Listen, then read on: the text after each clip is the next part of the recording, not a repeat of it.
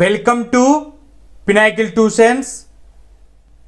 రీసెంట్గా government of India ministry of home affairs అండర్లో department of intelligence bureau కింద ACIO grade 2 or executive పోస్టులకి notification అనేటువంటిది release చేయడం జరిగింది.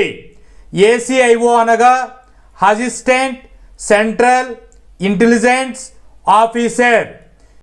ఈ ఏసీఐఓ పోస్టులకి ఉండవలసినటువంటి eligibility, exam pattern, application process and some important dates అనేటువంటివి ఇన్ డీటెయిల్డ్గా ఎక్స్ప్లెయిన్ చేస్తాను. వీడియో చివరి వరకు చూసి ఇన్ఫర్మేషన్ని గ్యాదర్ చేసుకోండి. Don't forget to hit that subscribe button and join the Pinnacle Tuitions YouTube channel. Subscribing is free, so go ahead and click that button to stay tuned and be the first to know when we release new content and get notified whenever we upload.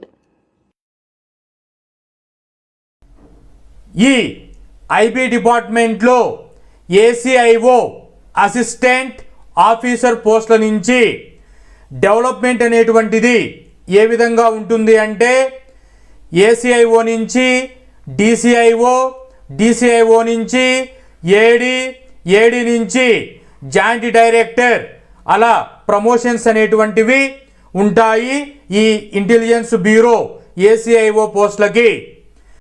ఈ ACIO పోస్టులని grade D పోస్టులని చెప్తారు. ఇవి non gazetted rank and executive rank కిందికి వస్తుంది.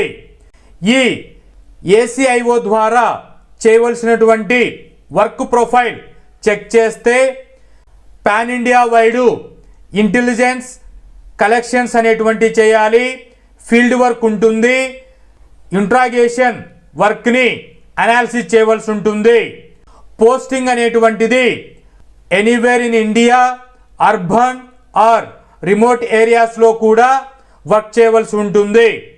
Job యొక్క risk level చూసుకుంటే moderate నుంచి high risk level అనేటువంటిది ఉంటుంది, depending on the field area base చేసుకొని. జనరల్గా పోలీస్కి అయితే కాకి చొక్కా అని చెప్పేసి డ్రెస్ కోడ్ ఉంటుంది. ఈ ఐబీ ఏసీఐఓ పోస్టులకి సివిల్ క్లాస్ అనేటువంటివి ధరిస్తారు. యూనిఫామ్ అనేటువంటిది ఉండదు. వీళ్ళు అండర్ కవర్ రెస్పాన్సిబిలిటీస్ అనేటువంటివి చేస్తూ ఉంటారు. ఐబీ డిపార్ట్మెంట్ అనేటువంటిది ఎన్ఐఏ అండ్ రా డిపార్ట్మెంట్స్కి సపోర్టింగ్గా వర్క్ చేస్తుంది. మీకు ఈజీగా అర్థం అవ్వడానికి ఐబీ 7-1 అని సినిమా చూసి ఉంటారు. అదే రా ఏజెంట్గా కమల్ హాసన్ గారు విక్రమ్ సినిమా చేయడం జరిగింది. ఎన్ఐఏ ఆఫీసర్గా కార్తీ సర్దార్ అనే సినిమాలో యాక్ట్ చేయడం జరిగింది. వీళ్ళు ఇటువంటి రోల్స్ అనేటువంటివి చేస్తూ ఉంటారు. వీళ్ళకి ఐబీ అనేటువంటిది ఇన్ఫర్మేషన్ని సపోర్టివ్గా వర్క్ చేస్తుంది. ఈ ఐబీ నోటిఫికేషన్కి ఇంపార్టెంట్ డేట్స్ అనేటువంటివి చెక్ చేస్తే అప్లికేషన్స్ అనేటువంటివి ఆన్లైన్లో చేసుకోవాలి. డేట్ అనేటువంటిది జూలై 19th నుంచి స్టార్ట్ అవుతుంది. ఆగస్ట్ 10th 23.59 అవర్స్కి మిడ్నైట్కి క్లోజ్ అవుతుంది. కాబట్టి 19th జూలై నుంచి ఆగస్ట్ 10th మధ్యలో మీరు అప్లికేషన్స్ అనేటువంటిది రిజిస్ట్రేషన్ చేసుకొని పేమెంట్ అనేటువంటిది సబ్మిషన్ చేసుకోవాలి. ఈ ఐబీ ఏసీఐఓ ఎగ్జిక్యూటివ్ 2025కి అప్లికేషన్స్ అనేటువంటివి ఎక్కడ సబ్మిట్ చేసుకోవాలి, దీనికి కావాల్సినటువంటి నోటిఫికేషన్ను ఎక్కడ డౌన్లోడ్ చేసుకోవాలి ఇన్ డీటెయిల్డ్గా అంటే ఇక్కడ ఇచ్చినటువంటి cdn.digealm.com అనేటువంటి వెబ్సైట్ని మీకు డిస్క్రిప్షన్లో ప్రొవైడ్ చేస్తాను. లింక్ని క్లిక్ చేస్తే మీకు ఈ పోర్టల్ ఓపెన్ అవుతుంది. ఈ పోర్టల్లో అడ్వర్టైజ్మెంట్ అంటే నోటిఫికేషన్ అనేటువంటిది క్లిక్ చేస్తే 21 పేజెస్ ఆఫ్ PDF ఫార్మాట్ అనేటువంటిది ఓపెన్ అవుతుంది. రిజిస్ట్రేషన్ అనేటువంటిది క్లిక్ హియర్ రిజిస్ట్రేషన్ చేసుకొని మీరు ప్రాసెస్ అనేటువంటిది చేయాలి. ఈ నోటిఫికేషన్లో ఇన్ డీటెయిల్డ్గా ఎలిజిబిలిటీ, ఎగ్జామ్ ప్యాటర్న్, రిలాక్సేషన్స్ అనేటువంటిది కేటగిరీ వైజ్ ఎలా ఇచ్చారు అనేటువంటిది చెక్ చేస్తే ACIO గ్రేడ్ 2 ఎగ్జిక్యూటివ్ పోస్టులకి క్లాసిఫికేషన్ అనేటువంటిది చెక్ చేస్తే ఇది గ్రూప్ C కేటగిరీ కిందకి వస్తుంది. పే స్కేల్ అనేటువంటిది లెవెల్ 7 పే స్కేల్ ఫాలో అవుతారు. 45K నుంచి 1.4 lakhs వరకు శాలరీ అనేటువంటిది ఆల్ అలవెన్స్ బేస్ చేసుకొని శాలరీ ఉంటుంది. వేకెన్సీస్ అనేటువంటిది ఒకసారి చెక్ చేస్తే టోటల్ వేకెన్సీస్ 3717 వేకెన్సీస్ ఉన్నాయి. కేటగిరీ వైజు చెక్ చేసుకుంటే అన్రిజర్వ్డ్ కేటగిరీ వాళ్ళకి 1537 వేకెన్సీస్ ఉన్నాయి. EWS కేటగిరీ వాళ్ళకి 442 వేకెన్సీస్ ఉన్నాయి. OBC కేటగిరీ వాళ్ళకి 946 వేకెన్సీస్ ఉన్నాయి. SC కేటగిరీ వాళ్ళకి 566 వేకెన్సీస్ ఉన్నాయి. ST కేటగిరీ వాళ్ళకి 226 వేకెన్సీస్ ఉన్నాయి.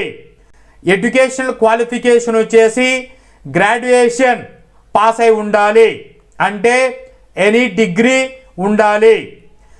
డిజైరబుల్ క్వాలిఫికేషన్ వచ్చేసి కంప్యూటర్ నాలెడ్జ్ అనేటువంటిది ఉండాలి. సో ఈ ఎలిజిబిలిటీస్తో పాటు ఏజ్ అనేటువంటిది 18 నుంచి 27 ఇయర్స్ అనేటువంటిది ఉండాలి, అంటే less than 18 not applicable, greater than 27 years candidates not applicable for general category. Other category వాళ్ళకి government of India age relaxation అనేటువంటిది ప్రొవైడ్ చేసింది. 1 by 1 చెక్ చేస్తే SC ST కేటగిరీ వాళ్ళకి 5 ఇయర్స్ ఏజ్ రిలాక్సేషన్ ఇచ్చారు.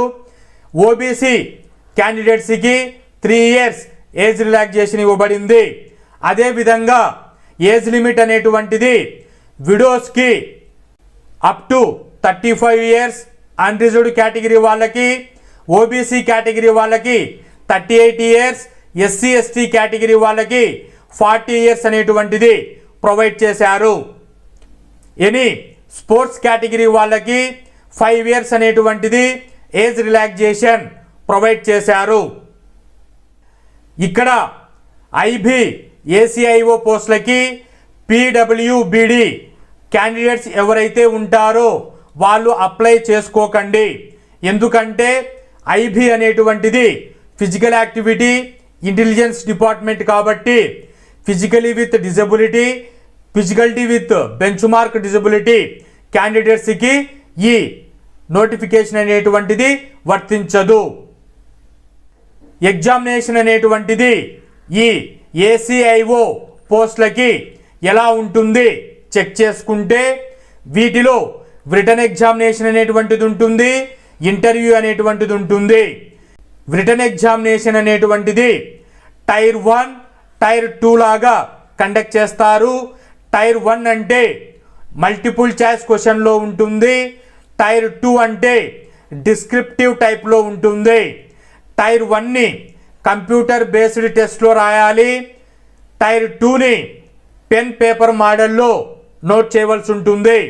ఈ టైర్ 1 ఎగ్జామినేషన్స్కి 5 సెక్షన్స్గా డివైడ్ చేశారు. Each సెక్షన్కి 20 questions ఉంటాయి. ఈచ్ క్వశ్చన్కి 1 మార్క్ క్యారీ ఫార్వర్డ్ అవుతుంది. సో సెక్షన్స్ 5 ఉన్నాయి. 5 into 20 100 క్వశ్చన్స్. 100 క్వశ్చన్స్కి 100 మార్క్స్ అనేటువంటివి క్యారీ ఫార్వర్డ్ అవుతాయి. టైం అనేటువంటిది 1 అవర్ డ్యూరేషన్ ఉంటుంది, అంటే 60 minutes టైం ఇస్తారు. ఈ టైర్ 1లో నెగిటివ్ మార్కింగ్ అనేటువంటిది కన్సిడర్ చేశారు.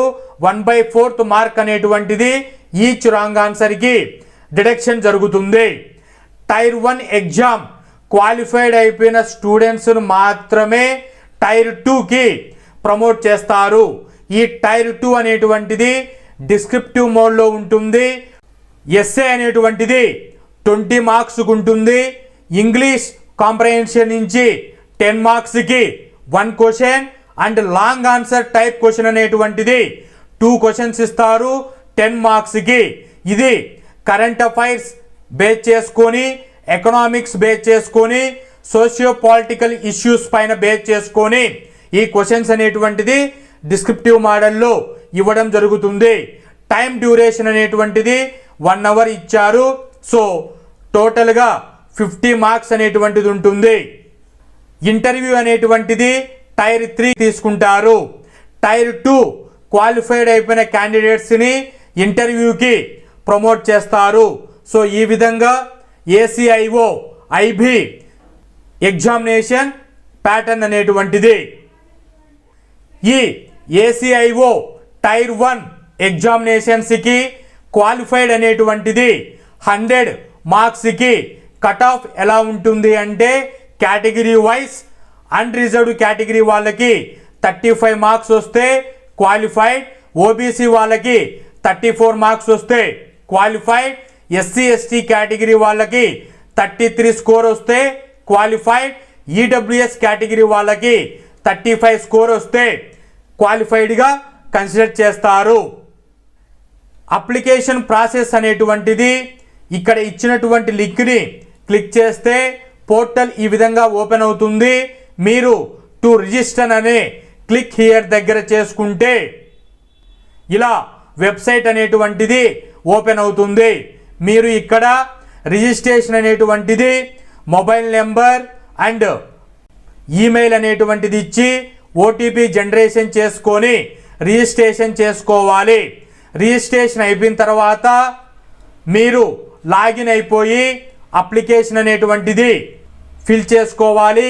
రిక్వైర్డ్ డాక్యుమెంట్స్ అనేటువంటివి అప్లోడ్ చేసుకోవాలి. పేమెంట్ అనేటువంటిది చూపిస్తుంది. ఈ పేమెంట్ అనేటువంటిది ఈచ్ కేటగిరీకి ఎంత ఉండొచ్చు అని అంటే ఆల్ క్యాండిడేట్స్ 550 రూపీస్ అనేటువంటిది అప్లికేషన్ ఫీ ఉంటుంది. ఎస్పెషలీ మేల్ క్యాండిడేట్స్కి unreserved EWS and OBC category స్టూడెంట్స్కి 550తో పాటు 100 రూపీస్ ఎగ్జామినేషన్ ఫీ యాడ్ అవుతుంది. టోటల్గా 650 రూపీస్ అనేటువంటిది పే చేయవలసి ఉంటుంది. SC ST కేటగిరీ వాళ్ళకి, ఎక్స్ సర్వీస్ మెన్ కేటగిరీ వాళ్ళకి ఈ 100 రూపీస్ అనేటువంటిది ఎగ్జెప్షన్ ఇచ్చి 550 రూపీస్ అనేటువంటిది అప్లికేషన్ ఫీ చేసుకోవాలి.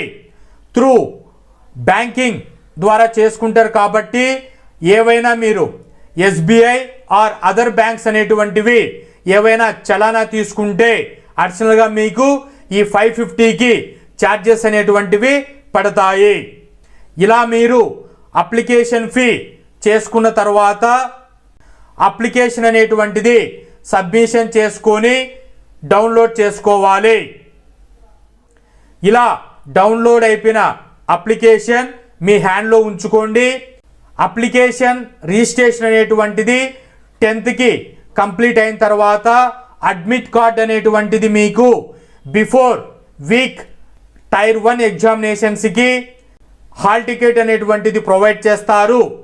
టైర్ 1 ఎగ్జామినేషన్ అనేటువంటిది కంప్యూటర్ బేస్డ్లో ఉంటుంది, ఆబ్జెక్టివ్ క్వశ్చన్స్లో ఉంటుంది.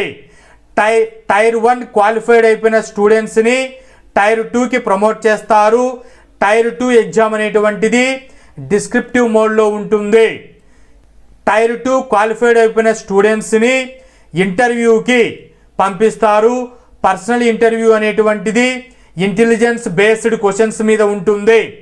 ఇంటర్వ్యూ పాస్ అయిపోయిన స్టూడెంట్స్కి మెడికల్ టెస్ట్ అనేటువంటిది ఫిట్నెస్ కోసం చెక్ చేస్తారు. మెడికల్ ఫిట్నెస్ టెస్ట్ కంప్లీట్ అయిన తర్వాత డాక్యుమెంట్ వెరిఫికేషన్ జరుగుతుంది. డాక్యుమెంట్ వెరిఫికేషన్ కంప్లీట్ అయిన తర్వాత ఫైనల్ జాయినింగ్ రిపోర్ట్ అనేటువంటిది based on the merit and medical clearance చేసుకొని ఫైనల్ జాయినింగ్ రిపోర్ట్ అనేటువంటిది ప్రొవైడ్ చేస్తారు. Hope this information is informative. Thank you.